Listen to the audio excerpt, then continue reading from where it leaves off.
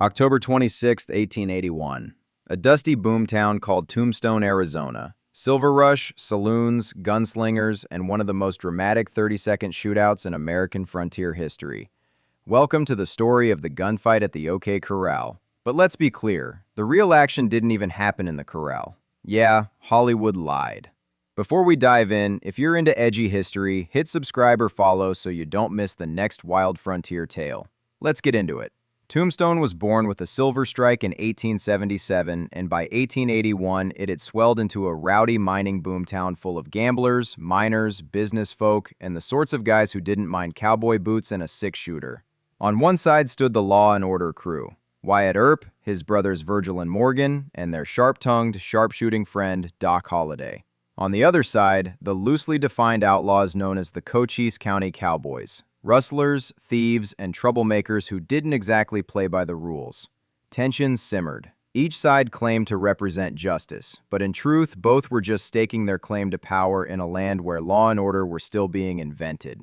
Things boiled over when Tombstone passed an ordinance banning anyone from carrying firearms in town. Sensible? Sure, unless your entire personality revolves around your revolver. The Earps decided to enforce it. The Cowboys weren't fans of that plan, and on the afternoon of October 26, 1881, fate brought both sides face-to-face in a vacant lot behind the OK Corral. Before we get to the bullets, if you're digging this story so far, drop a like and hit that bell so you don't miss the next history drop. Now picture it: a cramped lot, guns cocked, nerves frayed, hands twitching.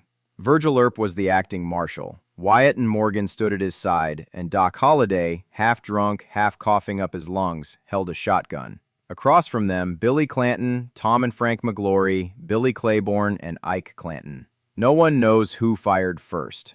Maybe the Cowboys, maybe the Earps. But once the first gun barked, 30 shots rang out in about 30 seconds. Horses scattered, dust flew, and chaos reigned. Doc Holliday's shotgun roared and Tom McLaury fell. Frank McLaury and Billy Clanton went down next. When the smoke cleared, 3 cowboys were dead. The Earps and Doc Holliday still stood, wounded but alive. 30 seconds. That's all it took to carve their names into legend.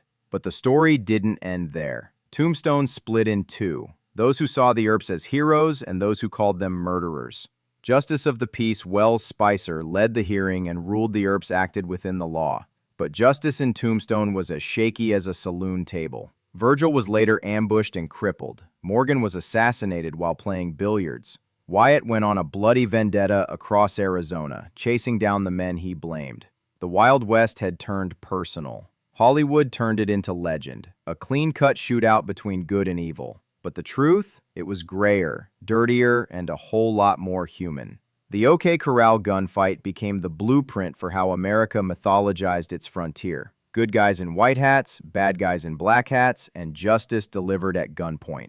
Today, Tombstone thrives on that myth. You can still visit reenactments, hear 6 guns pop, and watch actors fall in slow motion. But remember, the real shootout wasn't about glory. It was about pride, power, and who got to define law in a lawless land. And here's the twist. Maybe the Earps weren't the spotless heroes we like to believe. Maybe the Cowboys weren't pure villains. In the chaos of the frontier, everyone thought they were the good guy. One witness quoted Wyatt saying, "You sons of bitches have been looking for a fight, and now you have it."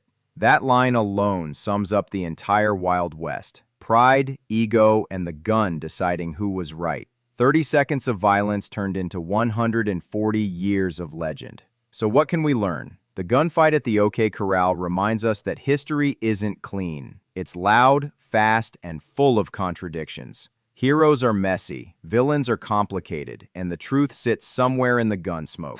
If you enjoyed this ride through the frontier, hit like, subscribe, and share this story with someone who still thinks the Wild West was simple. Because history rarely plays by the rules, and neither did Tombstone.